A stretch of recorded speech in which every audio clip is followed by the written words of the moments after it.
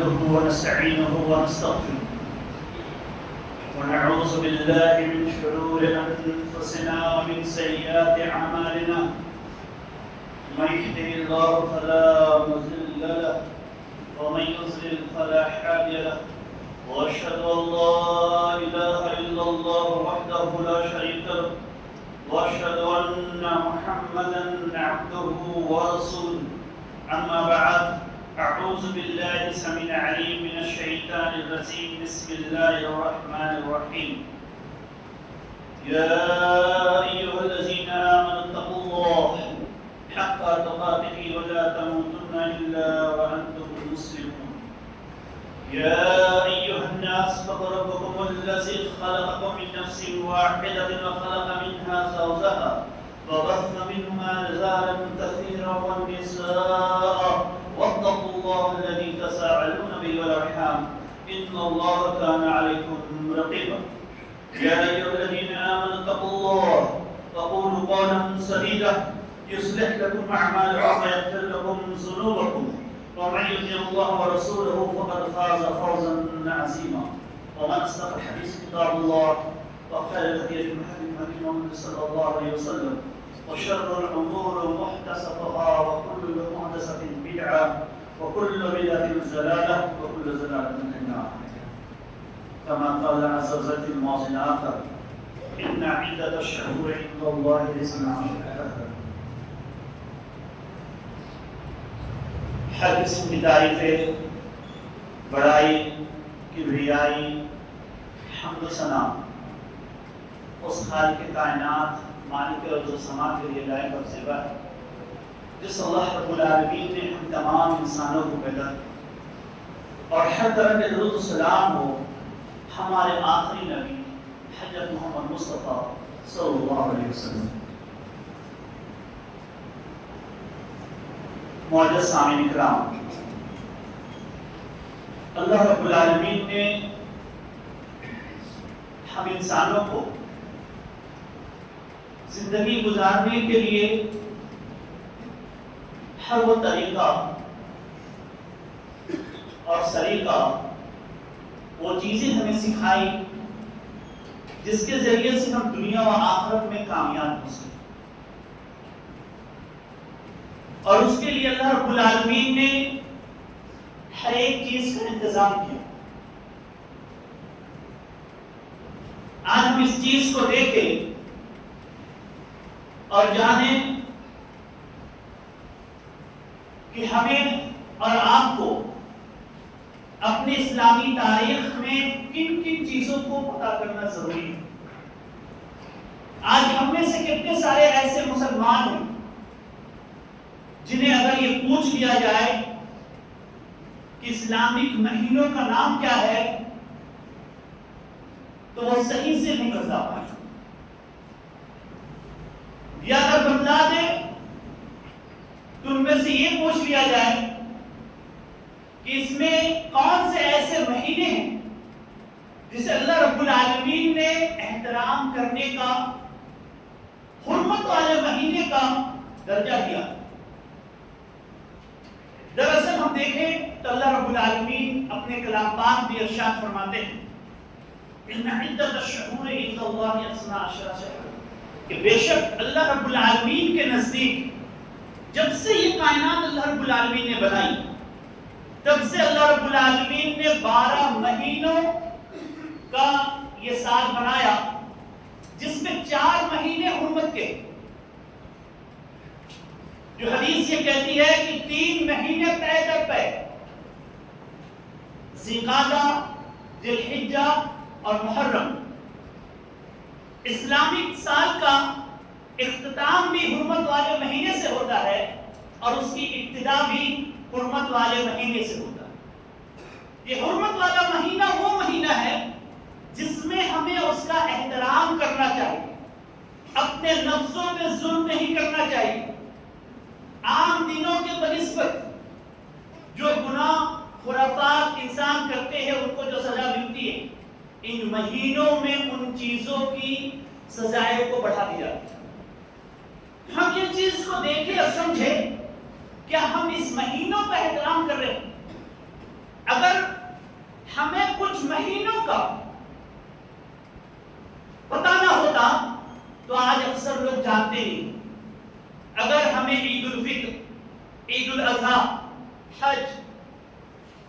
رمضان کا روزہ، ان چیزوں سے ہم جانتے ہیں کہ کون سا مہینہ چل رہا ہے، باقی مہینے کو ہم نہیں سمجھ پاتے۔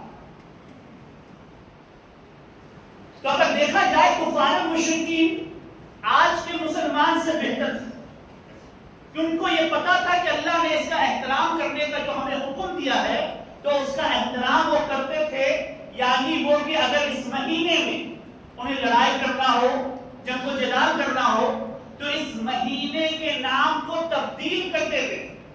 وہ مہینہ جس کا احترام کرنے کا نام نہ دیا گیا، جیسے محرم کا نام شعبان دے دیتے، یا پھر ذوالقعدہ کا نام اگر دیکھا جائے تو صفر دے دیتے، تاکہ وہ اس کا احترام کرنے کے کہ یہ حرمت والے مہینے نے اپنے دل کو اس بہانہ کے ذریعے یہ حرمت والا مہینہ نہیں ہے، ہم اس میں جو چاہے کریں۔ اللہ نے قرآن میں سورہ توبہ میں اس کے بارے میں کہا وہ نسی، یعنی کہ یہ گناہ ہے جو وہ اللہ کے حرمت والے مہینے کو بدل دیتے، لیکن ہمیں پتہ بھی نہیں کہ ان مہینوں میں ہمیں احترام کیا۔ تو ہمیں سب سے پہلے یہ چیز جاننا ہے کہ اللہ کا یہ حرمت والے مہینوں میں ہم احترام کریں، مطلب اپنے جانوں پہ ظلم نہ کریں، عبادت کا اہتمام کریں۔ باقی 8 مہینے جو ہم عبادت کرتے ہیں، اس مہینوں میں عبادت کی کثرت کو بڑھا دیں، گناہوں سے اپنے آپ کو بچا لیں۔ تو ان چیزوں کو جب تک ہم نہیں کریں گے، ہم ان مہینوں کا احترام، کیونکہ اگر دیکھا جائے یہ محرم کا مہینہ جو ہے، اس مہینے کی نسبت اللہ رب العالمین نے اپنی طرف کیا۔ بخاری مسلم کی روایت ہے کہ اللہ کے رسول صلی اللہ علیہ وسلم نے ارشاد فرمایا، افضل الصیام بعد رمضان شہر اللہ المحرم، کہ سب سے بہتر روزہ رمضان کے بعد اگر کوئی ہے تو اللہ کے مہینے کا روزہ عاشورہ یعنی محرم کا روزہ ہے۔ تو اللہ تعالیٰ نے اس مہینے کو شہر اللہ کے رسول نے کہا کہ اللہ کا مہینہ ہے، اللہ نے اس کی نسبت اپنی طرف کی ہے۔ اسلامی سال کا پہلا مہینہ جو ہے وہ اللہ رب العالمین نے اپنی طرف کی ہے۔ ہمیں یہ دیکھنا ہے کہ آج مسلمان اس مہینے کو نحوست سمجھتے ہیں، منحوس سمجھتے ہیں، یہ کہتے ہیں غم کا مہینہ، جبکہ اس مہینے کی تاریخ ہمیں پتہ نہیں۔ کس مہینے کی تاریخ اللہ کے رسول صلی اللہ علیہ وسلم کی ہجرت سے لی گئی، وہ ہجرت کا واقعہ جو اللہ کے رسول نے اللہ کے دین کے خاطر اپنے ہر ایک چیز کو قربان، ہر ایک چیز کو چھوڑ کر، جب اللہ کے رسول کو یہ کہا گیا کہ آپ کو مکہ سے نکال دیا جائے گا تو آپ صلی اللہ علیہ وسلم یہ کہتے ہیں مخرجی ھذا، کیا مجھے یہاں سے نکال دیا جائے گا؟ میں یہاں کا پیدا، میری پیدائش یہاں ہوئی ہے، میں مکہ شہر میں رہتا ہوں، کیا لوگ مجھے نکال دیں گے؟ بولے کہ ہاں۔ اللہ کے رسول نے جب اللہ کا حکم ہوا تو اللہ کے خاطر، اللہ کے دین کے خاطر ہر ایک چیز کو چھوڑ کر نکل گئے، اور اس کے ساتھ ابو بکر صدیق۔ یہی ہجرت کا واقعہ ہے کہ اللہ کے رسول صلی اللہ علیہ وسلم نے بڑے بڑے کام کیے، اور جب آپ صلی اللہ علیہ وسلم اس مہینے میں مدینہ میں داخل ہوئے جو سب سے پہلا چاند نمودار ہوا وہ چاند یہ محرم کا تھا، یہ پہلی تاریخ۔ اور اسلامی تاریخ کا یہ مہینہ کب سے شروع ہوا؟ تو عمر فاروق کے دور خلافت میں جب ابو موسیٰ اشعری یہ کہتے ہیں کہ امیر المومنین ہمارے پاس جو خطوط آتے ہیں آپ کے پاس، اس کا کوئی ہمارے پاس ریکارڈ نہیں ہوتا، کب کیا لکھے آپ، ہماری بھی اپنی تاریخ ہونی چاہیے، ایک اپنا سال ہونا چاہیے کہ جس میں ہر کچھ درج ہو۔ تو اللہ کا حضرت امیر المومنین عمر فاروق نے بڑے بڑے صحابہ کو بیٹھایا اور مشورہ کر کے، جو اللہ کے رسول صلی اللہ علیہ وسلم ان کے پاس غار حرا کا دن بھی تھا کہ جس دن وحی نازل ہوئی، اللہ کے رسول صلی اللہ علیہ وسلم فتح مکہ کا دن بھی تھا کہ فتح مکہ جو ہے وہ اس دن بھی کر سکتے تھے، لیکن صحابہ کے مشورے سے امیر المومنین نے ہجرت کے ایام کو چنا، جو یہ اسلامی تاریخ اللہ کے رسول کو 17 ہجری کو حضرت عمر فاروق کے دور خلافت میں یہ چیز شروع ہوئی، اور یہی اسلامی تاریخ آج ہماری تاریخ۔ ہمیں چاہیے کہ اس تاریخ کو ہم دیکھیں کہ ہجرت کے سفر میں آپ صلی اللہ علیہ وسلم نے بڑے بڑے کام کے، سب سے پہلے جمعہ کی نماز آپ صلی اللہ علیہ وسلم نے جو ادا کی، یہی ہجرت کے سفر میں بنو سالم کے محلے میں آپ صلی اللہ علیہ وسلم نے اپنے ہاتھ سے سب سے پہلی مسجد کی تعمیر کی، وہ مسجد قباء تھی۔ یہ ہجرت کے سفر میں آپ صلی اللہ علیہ وسلم کرتے ہوئے آگے بڑھ رہے ہیں، تو یہ ہجرت کے سفر ہمیں یہ پتا ہونا چاہیے، یہ محرم الحرام جو ہے یہ اللہ کا مہینہ ہے، یہ شکر ادا کرنے کا مہینہ ہے۔ جب آپ مدینہ میں آئے اور مدینہ میں آ کر یہودیوں کو دیکھا کہ وہ روزہ رکھتے، تو ان سے اس کی حکمت پوچھی کہ کیوں روزہ رکھتے ہو تم اس دن کی؟ بولے آج ہی کے دن موسیٰ علیہ السلام کو اور بنی اسرائیل کو اللہ رب العالمین نے فرعون کے ظلم و ستم سے نجات دی تھی، تو بطور شکرانہ موسیٰ علیہ السلام نے یہ 10ویں محرم کا روزہ رکھا۔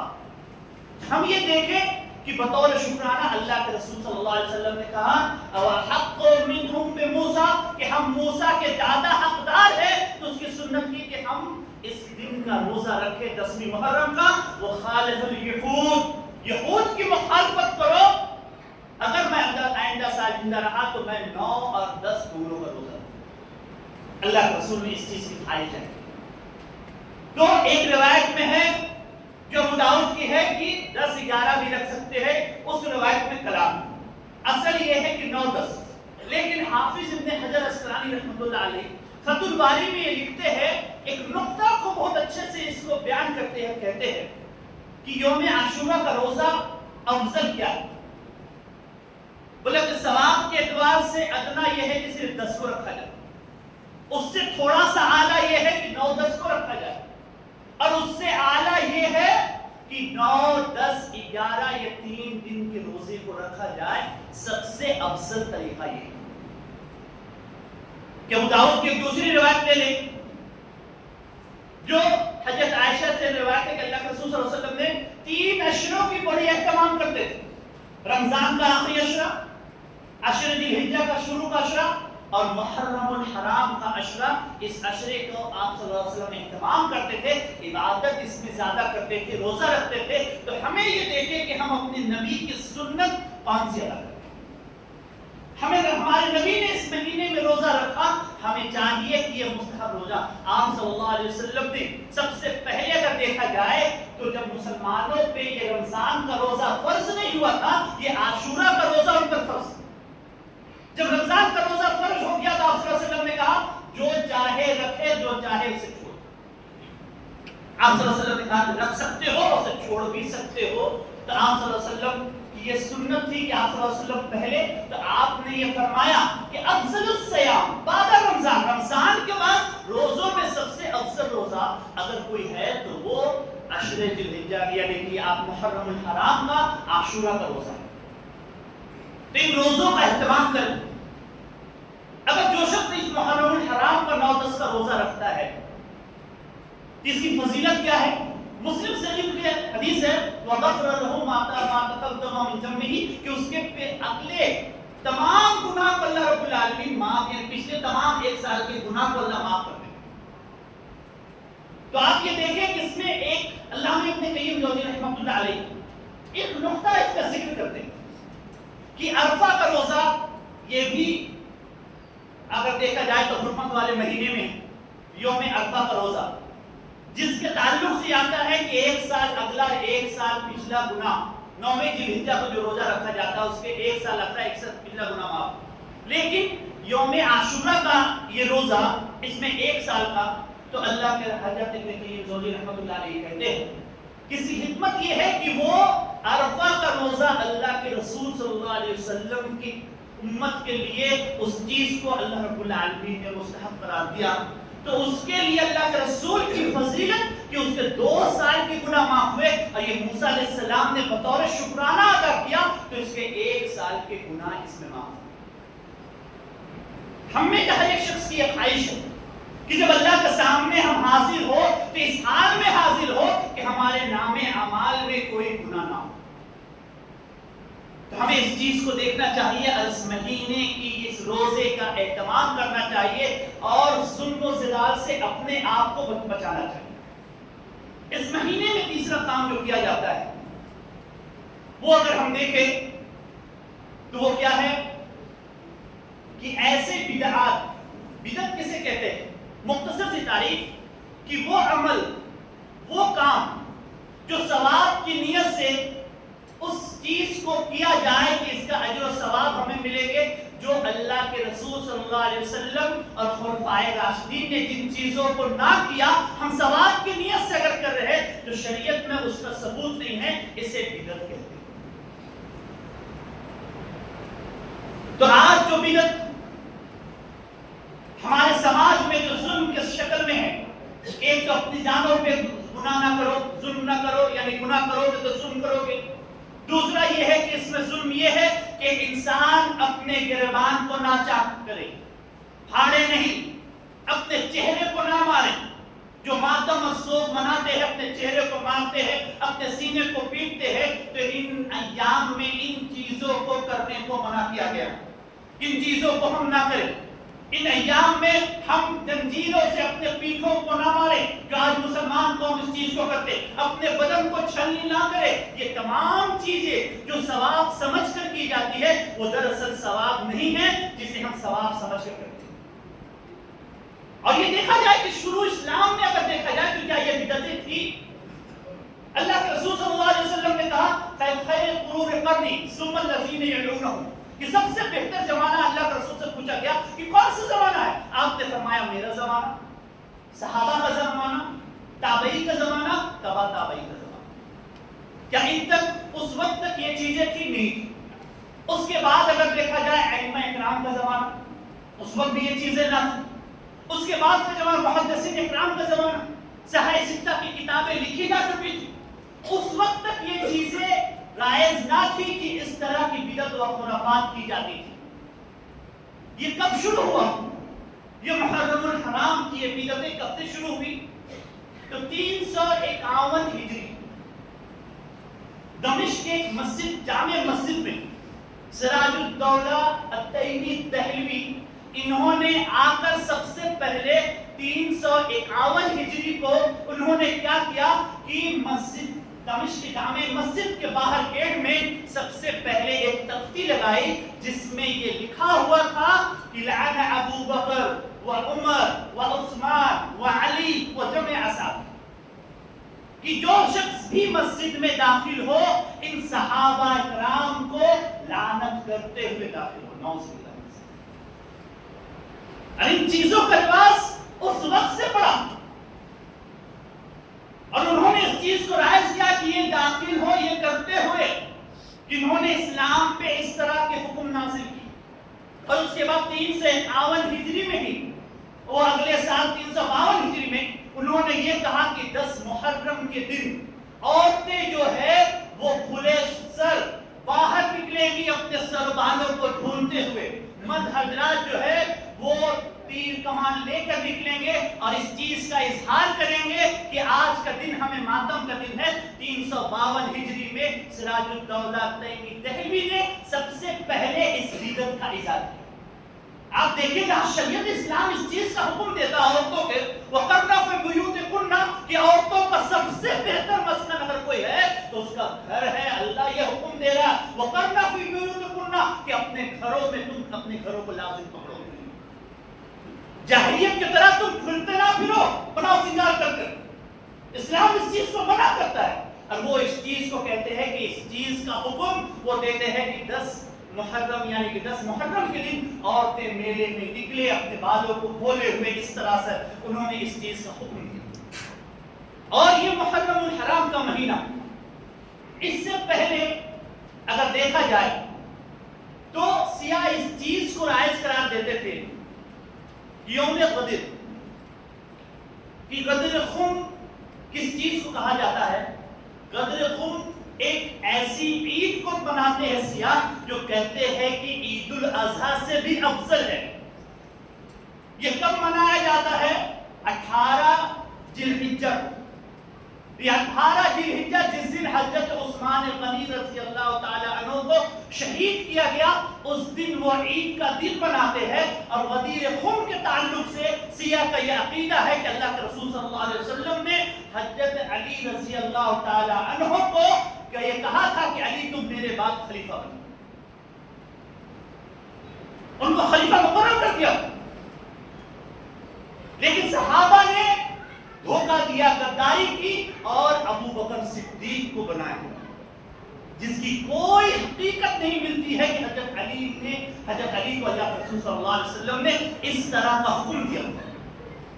اور یہ 18 ذی الحجہ کے منانے کے بعد کہ اس دن حضرت عثمان غنی کی شہادت ہوئی، وہ لوگ اس چیز کو مناتے ہیں اور کہتے ہیں کہ یہ چیز اسلام میں ہے اور اس دن عید کے طور پر مناتے ہیں، جبکہ اس کا کوئی ثبوت نہیں۔ آج ہم اس چیز کو دیکھیں کہ واقعی جو اسلام کی تاریخ جو بیان کرتی، جو آج ہم اسلام کو دیکھ رہے، آج یہ محرم الحرام میں جو مسلمان ہونے کے ناطے جو مسلمان ان چیزوں پہ عمل پیرا ہے، کیا واقعی اللہ کے رسول صلی اللہ علیہ وسلم صحابہ کے دور میں یہ چیز رائج تھی؟ تو آپ کو پتہ چل گیا کہ ان چیزوں کی کوئی حقیقت نہیں، جن چیزوں کی حقیقت کو آج بیان کیا جا رہا ہے۔ تو ہمیں اور آپ کو یہ سمجھنا چاہیے کہ ہم ایک مسلمان ہونے کے ناطے ہمارے اوپر فرض کیا ہے۔ آج ہم اپنی تاریخ کو بھلا بیٹھے، ہم یہ بھول بیٹھے کہ اللہ کے رسول صلی اللہ علیہ وسلم نے ہمیں کن چیزوں کا حکم دیا، صحابہ اکرام کو کیا کام کرنے کا حکم دیا۔ کہ بڑے بڑے صحابہ کی اگر شہادت کا دیکھیں کہ محرم الحرام میں ان کا امیر المومنین حضرت عمر فاروق کی شہادت کا، جس کو شہید کیا گیا۔ اسے کہتے ہیں کہ ہم یہ ماتم کا دن اس مہینے کو اس لیے مناتے ہیں اس میں کوئی شادی بیاہ نہ ہو، جس کی نئی نئی شادی ہوئی ہو وہ اپنے میکے میں جا کے رہے، اپنے شوہر کے گھر پہ نہ رہے۔ اگر کوئی بچہ ہوتا ہے تو وہ منحوس ہوتا ہے۔ یہ عقیدہ مسلمانوں کے ذہنوں پہ یہ بٹھایا گیا۔ آپ دیکھیں اس طرح سے کہ اللہ کے رسول صلی اللہ علیہ وسلم نے جو 3 ہجری یعنی 3 محرم کو ام کلثوم کا نکاح حضرت عثمان غنی سے جو کی، وہ محرم کا مہینہ، آپ صلی اللہ علیہ وسلم نے اپنی بیٹی کا نکاح حضرت عثمان غنی سے کی، جو 3 محرم یعنی کہ 3 محرم کو کیا آپ صلی اللہ علیہ وسلم۔ آج اگر دیکھا جائے تو بھاگم دوڑ رہتی ہے ذی الحجہ کے آخری مہینے تک کہ جو شادی بیاہ کی رسومات ہے، جو شادی بیاہ ہے وہ ہم اس مہینے میں ذی الحجہ کے مہینے میں ختم کر لیں، نہیں تو پھر محرم کا مہینہ چلا جائے۔ اس محرم کے مہینے میں کوئی خوشی، کوئی ایسے خوشی کا کام، کوئی ایسا کام ہم نہ کریں جس میں خوشی ہو، چاہے شادی بیاہ ہو، کوئی اچھا کام ہم نہ شروع کریں۔ یہ منحوس ہے، یہ مسلمانوں کے اندر یہ کون سی چیز سنائی چاہیے؟ ہم اس چیز کو دیکھیں کہ اپنے اسلام کو ہم جانیں کہ ہم اسلام کے ماننے والے ہیں۔ اسلام نے کسی چیز کو بھی، کسی دن کو بھی منحوس اور نحوست نہیں کہا۔ کوئی چیز، کوئی جگہ جو ہے وہ منحوس نہیں ہوتی۔ اللہ کے رسول نے کہا کہ اگر نحوست ہوتی، یعنی نہیں ہے، اگر ہوتی تو 3 چیزوں میں، اللہ کے رسول نے کہا۔ کون سی 3 چیزیں؟ سواری، کہ آپ کی زندگی پہلے اچھی تھی، جب سے ایک نئی گاڑی یا کار آپ کی زندگی میں آیا، آپ کی زندگی میں کچھ نہ کچھ حادثات ہو رہے۔ گھر، آپ دوسرے جگہ سے کوئی کرائے کے گھر میں شفٹ کرتا ہے، کوئی نئے گھر میں شفٹ کرتا ہے، اور اچانک شفٹ کرنے کے بعد اگر اس کے ساتھ کوئی بیماری لاحق ہوتی ہے، کوئی حادثہ ہوتا ہے، تو لوگ کہتے ہیں کہ منحوس گھر، ہم اس میں چلے آئے، یہ تو اس طرح کا کام یہاں ہو رہا ہے، بتائیے یہ کس طرح سے، یہ صحیح نہیں ہے، یہ منحوس گھر ہے۔ اور ہم منانوں کے چکر میں پڑے جاتے ہیں اور ان سے جھاڑ پھونک اپنے گھروں کو بنواتے ہیں، جبکہ اللہ کے رسول نے کہا کہ اگر نحوست ہوتی تو سواری میں، گھر میں اور عورت میں، کہ شادی ہونے کے بعد کسی انسان کی زندگی بدل گئی، اس کی بیوی آنے کے بعد اس انسان کا کاروبار ڈوبنے لگا، اس کے گھر کے حالات صحیح نہیں ہوئے، لڑائی ہونے لگے۔ اس کا مطلب یہ نہیں کہ اس کے گھر پہ آنے سے، اس کی بیوی کے آنے سے ایسا ہوا، بلکہ اس کا معاملہ یہ ہے کہ اللہ کے رسول صلی اللہ علیہ وسلم نے فرمایا کہ تمہاری تقدیر میں اس وقت یہ لکھی ہوئی تھی کہ اس وقت سے تمہارے ساتھ پریشانی ہوگی، یہ چیز ہوگی۔ تو آج ان چیزوں کو ہم سمجھتے نہیں، آج پورے کے پورے مہینے کو ہم ماتم کا دن دیتے۔ یہ ماتم، یہ غم جو اللہ کے رسول صلی اللہ علیہ وسلم نے بنانے کا حکم دیا، وہ کیا دیا کہ کوئی بھی قریبی سے قریبی رشتہ دار کا اگر انتقال ہو جائے، وہ 3 دن سے زیادہ سوگ نہیں کر سکتا، وہ 3 دن سے زیادہ جو ہے اس کی تعزیت نہیں کی جا رہی، 3 دن۔ یہاں تک کہ آپ صلی اللہ علیہ وسلم نے صرف عورت کو یہ حکم دیا کہ اس کا سر کا تاج چھینا ہے، وہ عورت اگر کسی کا شوہر انتقال کیا تو 4 مہینہ 10 دن اس کی عدت ہے، وہ اپنے گھر پہ عدت کو گزارے، ماتم کرے، مطلب بناؤ سنگار نہ کرے، اچھا لباس نہ پہنے، یہ مطلب کہ غم کا منایا جو عورت کے لیے ہے، باقی کسی کے لیے بھی نہیں۔ یہ شہادت صرف حضرت حسین کے ساتھ کیوں خاص کی گئی کہ حضرت حسین رضی اللہ تعالیٰ عنہ کو 10 محرم کو جو آج یہ عقیدہ لوگوں کو ذہنوں میں بیٹھا دیا گیا کہ 10 محرم کے دن سے ہی اسلام شروع ہوا، جس دن حضرت یہ حسین رضی اللہ تعالیٰ 10 محرم کو جو قتل کیا گیا.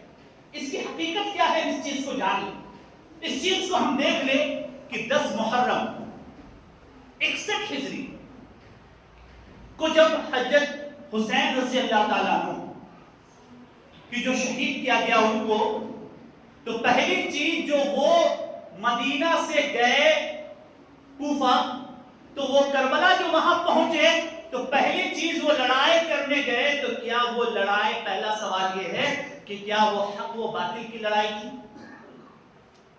کفار اور مشرک کے بیچ میں لڑائی تھی، اسلام اور کفر کے بیچ میں لڑائی تھی؟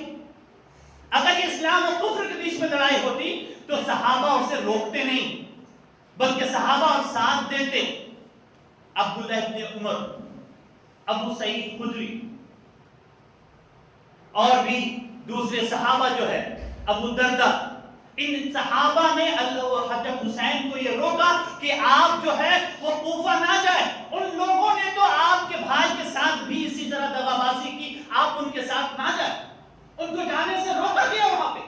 لیکن انہوں نے کہا اتنے خطوط آ رہے ہیں میں ضرور جاؤں گا. اور انہوں نے اپنے ایک رشتہ دار کو جن کا نام عقیل ہے ان کو بھیجا، عقیل بن باز یا کچھ ایسا نام ہے، اس کو انہوں نے بھیجا اور یہ کہا کہ آپ جا کر پتہ کریں. جب عقیل کوفہ پہنچے تو 18,000 کوفیوں نے ان کا استقبال کیا، ان کے ساتھ دیا اور ان کے ساتھ رہے اور ان کے ساتھ وہ لوگ رہے. لیکن عبید اللہ بن زیاد نے جب عقیل کے ساتھ برا سلوک کیا اور ان کو زخمی کیا تو عقیل نے اسی وقت اپنے قاصد کو تمام کے تمام 18,000 کوفی جو سیاہ تھے وہ چھوڑ کر عقیل کو چلے گئے. صرف 30 لوگ ان کے ساتھ تھے. اس میں حضرت عقیل نے ایک خط لکھ کر یہ بھیجا کہ جاؤ جا کر تم حضرت حسین کو یہ کہہ دے کہ وہ واپس نہ آئے، وہ واپس ہو جائے اپنے شہر، وہ یہاں نہ آئے، یہاں کے لوگوں نے دھوکہ دیا. حضرت حسین نکل چکے تھے، 20 سفر میں تھے کہ انہیں جب یہ خط ملا تو وہ واپس ہونے کے لیے پلٹے. لیکن عقیل کے کچھ رشتہ دار ان کے بھائی اس کے ساتھ تھے، انہوں نے کہا کہ ہم واپس جانے واسطے نہیں آئے، ہم واپس نہیں جائیں گے، ہم عقیل کے خون کا بدلہ لیں گے، ان کو جو شہید کیا گیا ہم اس کے خون کا بدلہ لیں گے. اس لیے حضرت حسین رضی اللہ تعالیٰ عنہ نے وہاں پہ گئے اور جا کر عبید اللہ بن زیاد نے حضرت یہ حسین رضی اللہ تعالیٰ عنہ کو 10 محرم کو ان کو قتل کیا، گھیر کر مارا. یہ سیرت 10 محرم کے دن کا یہ چیز کو بیان کیا جاتا ہے کہ حضرت حسین کے ہی قتل کو کیوں بیان کیا جاتا ہے. کیا حسن کا شہید نہیں ہوئے؟ کیا ان کے باپ حضرت علی رضی اللہ تعالیٰ عنہ شہید نہیں ہوئے؟ کیا عثمان غنی رضی اللہ تعالیٰ عنہ شہید نہیں ہوئے؟ کیا عمر فاروق رضی اللہ تعالیٰ عنہ شہید نہیں ہوئے؟ کیا سب سے بڑے انبیاء کے بعد جن کا مقام تھا ابو بکر صدیق، ان کی وفات پہ کیا امت کو غم نہیں؟ کیا اللہ کے رسول صلی اللہ علیہ وسلم آخری عمر میں جو اللہ کے رسول صلی اللہ علیہ وسلم نے کہا کہ جس یہودیہ نے مجھے وہ زہر آلود بکری کا گوشت کھلایا، وہ زہر آج میرے سہے رگ کو کاٹ رہے، کہ اللہ کے رسول صلی اللہ علیہ وسلم کی شہادت کا درجہ نہیں پائے؟ اور اللہ کے رسول کے چلا جس کو اللہ کے رسول صلی اللہ علیہ وسلم نے شہید الشہداء کا درجہ دیا. دنیا میں جتنے بھی شہید ہوں گے تمام شہیدوں کا سردار اگر کوئی ہوگا میرے چچا امیر حمزہ ہوں گے. کیا اللہ کے رسول صلی اللہ علیہ وسلم نے اپنی زندگی میں کبھی اس کا ماتم منایا، کبھی سوگ منایا؟ اتنی بڑی بڑی ہستیاں دنیا سے گزر گئے جن کو شہید کیا گیا. عمر فاروق جیسی ہستیاں جو آدھی دنیا میں جن کی حکومت ہو چکی تھی، وہ 10 سال کی حکومت میں وہ کچھ کر دیا کہ حضرت عمر فاروق نے کہا ان کی شہادت پہ جن کے تعلق سے معاذ بن جبل سے جو حضرت عمر فاروق نے پوچھا کہ معاذ یہ بتلاؤ اللہ کے رسول نے فتنے کے تعلق سے کیا بتلایا؟ معاذ بن جبل یہ کہتے ہیں کہ اللہ کے رسول نے کہا کہ فتنہ آئے گا. ایسے بولے کہ نہیں میں وہ فتنہ نہیں پوچھ رہا ہوں کہ لوگوں میں چھوٹے چھوٹے فتنے جائیں، بڑے فتنے کون سے؟ تو حضرت معاذ بن جبل نے کہا کہ امیر المومنین تمام فتنوں کو روکنے والا جو ہے وہ ایک دروازہ ہے جو اسلام میں داخل نہیں ہو رہا، ہونے سے اسے روکا ہوا. حضرت عمر فاروق یہ پوچھتے ہیں کیا اس فتنے کے دروازے کو کھولا جائے گا کہ توڑا جائے گا؟ امیر المومنین عمر فاروق جب پوچھے معاذ بن جبل سے تو معاذ بن جبل یہ کہتے ہیں کہ اس دروازے کو توڑ دیا جائے گا. جب حضرت عمر فاروق چلے گئے تو معاذ بن جبل سے پوچھے کہ عمر فاروق کو یہ پتا ہے کہ وہ دروازہ کون ہے؟ جس طرح تمہیں یہ پتا ہے کہ ابھی صبح کا وقت ہے، امیر المومنین کو پتا تھا کہ وہ دروازہ خود امیر المومنین اور مغیرہ بن شعبہ کا وہ غلام جو مجوسی، جو اتنی پوری آپ ابھی عمر فاروق کے سیرت کا 2-3 ہفتے سے 4 ہفتے سے سن رہے ہیں، جو وہ آئے تھے تو کیا لے کر آئے تھے؟ مغیرہ بن جو مدینہ میں اتنی کڑی سیکورٹی کے باوجود بھی وہ جو مغیرہ بن شعبہ کا جو مجوسی غلام تھا وہ حضرت عمر فاروق کو کیوں قتل کیا؟ وہ آخر اپنے مالک کے تعلق سے یہ کہا کہ یہ جو ہے مجھ پہ ظلم کرتے ہیں، 1 دن کا 2 دن ہم مانگ رہے ہیں، ہم سے ہم کہاں دیں گے؟ بولے کیا کیا کام کرتے ہو؟ بولے میں اوزار بناتا ہوں، میں چکی بناتا ہوں، بہت سارے کام بہت کرتے ہو، اس حساب سے 2 دن ہم تم بہت کم دے رہے ہو. یہ چیز حضرت عمر فاروق نے جب ان کو کہا، حضرت عمر فاروق کو تو انہوں نے کہا کہ ٹھیک ہے ہم ان کو دے دیں گے. عمر فاروق نے کہا کہ تم ایک ایسی چکی بناتے ہو جو ہوا سے بھی چلتی ہے، ایک چکی میرے لیے بنا. اس مغیرہ بن شعبہ کا فیروز نامی مجوسی غلام نے حضرت عمر فاروق کو یہ دھمکی دی تھی کہ میں ایسی چکی بنا کر دوں گا امیر المومنین کہ رہتی دنیا تک لوگ یاد کریں. جب وہ چلے گئے تو امیر المومنین نے کہا یہ شخص مجھے میرے قتل کی دھمکی دے کر جا رہا ہے. صحابہ نے کہا کہ آپ حکم دیں تو اس کی گردن اڑا دے. بولے کہ نہیں، ایسا ہم نہیں کر سکتے، شک کے بنا پر کسی کو ہم نہیں مار سکتے. اور وہی ہوا فجر کے وقت میں جو امیر المومنین پہ 13 جو وار کیا گیا زخم سے، یہی مجوسی غلام. تو ان کی شہادت ہم بھول گئے کہ 3 دن تک جو بھی کچھ کھاتے تھے پیٹ سے نکل جاتے تھے.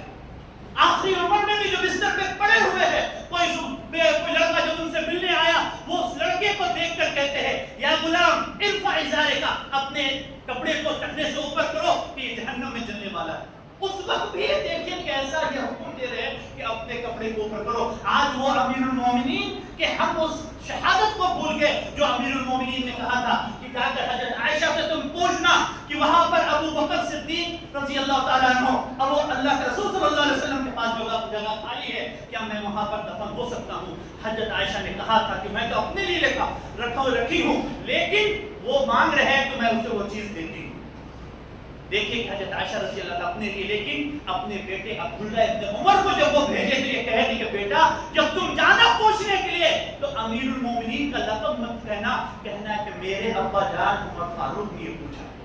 حضرت عائشہ کہتی ہے کہ جب سے عمر فاروق وہاں دفن کیے گئے، میں تو پہلے باپ تھے اور میرے والد تھے اور شوہر تھے کہ میں جب بھی جیسے بھی چاہتی وہاں داخل ہو جاتی، سر پہ دوپٹہ رہتا. لیکن جب سے امیر المومنین عمر فاروق کا وہاں پر دفن ہوا، میں جب بھی اس کمرے میں داخل ہوتی پورے پردہ کر کر داخل ہوتی کہ امیر المومنین عمر فاروق کی یہ صحابیہ.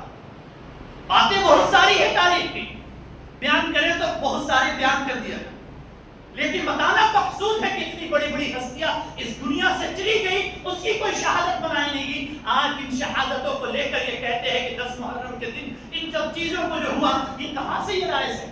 یہ کون سا ماتم ہم منا رہے ہیں جس کے اسلام نے کوئی حکم نہیں دیا؟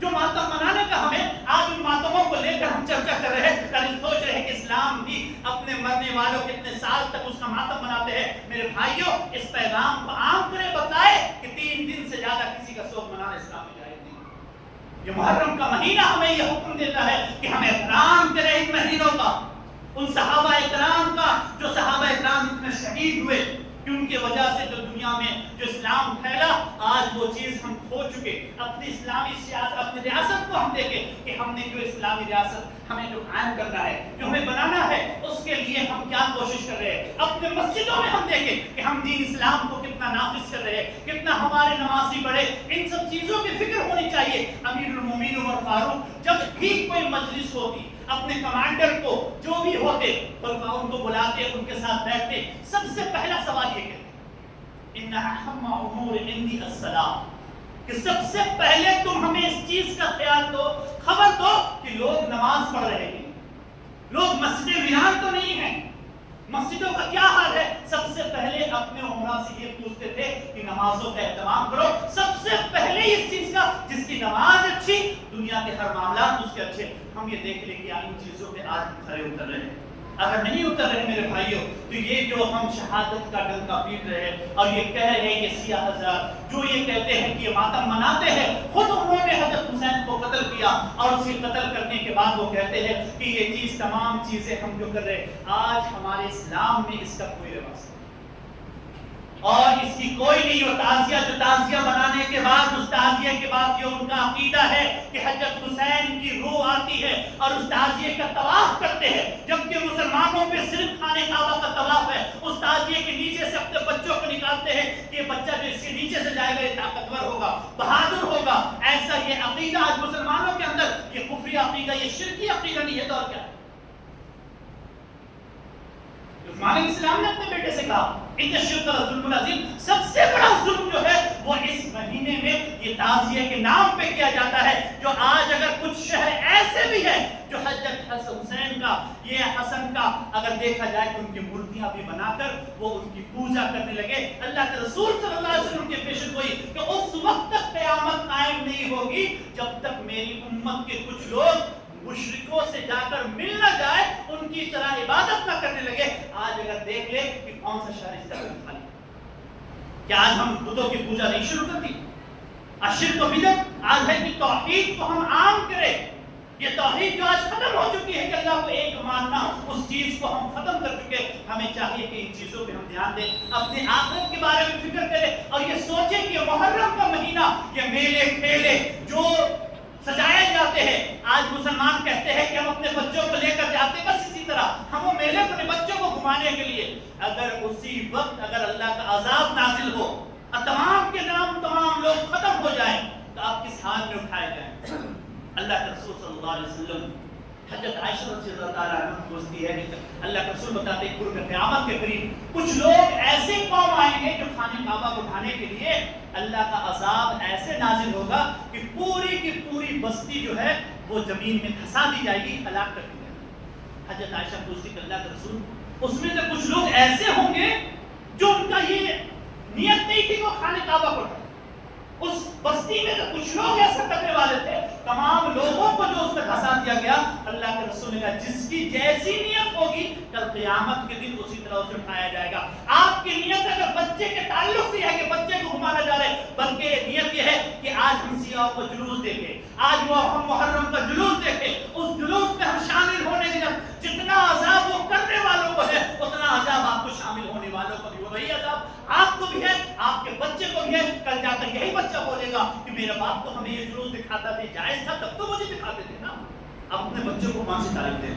بچے کو تو آپ مسجد لے کر نہیں آ رہے تو بچوں کو یہ جلوسوں میں شامل کر کے آپ کون سے اسلام پیش کریں؟ میرے بھائیوں ہمیں چاہیے کہ ان مہینوں کا ہم احترام کریں اور ان میلے کھیلوں سے 1 روپے کی کوئی چیز نہ لیں، حرام ہے اس سے لینا، کیونکہ میلے اسی بنا میں لگائی گئی ہے کہ یہاں پر یہ کفر شرک بدعت کہ یہ اڈے ہیں، یہاں پہ عورتیں آتی ہیں اور یہ چیز یہاں پر جو بازاروں پہ کربلا پہ جو چیزیں ہوتی ہے اس کو دیکھنے کے لیے جو بھی میلے میں سامان بیچنے جاتے ہیں، وہ اگر کوئی مسلمان اگر جاتا ہے وہ بیچنا جو صحیح عقیدہ ہے وہ چاہیے کہ ان سے بیچ کر چھوڑ دے، چند پیسوں کے لیے اپنے ایمان کا سودا نہ کرے۔ ایسے مجلسوں میں آپ کا ایمان کا سودا ہوگا۔ میرے بھائیو آخری میں دعا ہے کہ اللہ رب العالمین ہم تمام لوگوں کے اللہ صراط مستقیم پہ چلنے کی توفیق عطا فرما۔ اے اللہ ہم تمام لوگوں کے ہر طرح کے بدعت خرافات سے اللہ بچا ہمیں اللہ۔ اے اللہ یہ حرمت والے مہینوں کا احترام کرنے کی توفیق عطا فرما اللہ۔ اے اللہ اس میں سے جو بھی گناہ ہم کر بیٹھے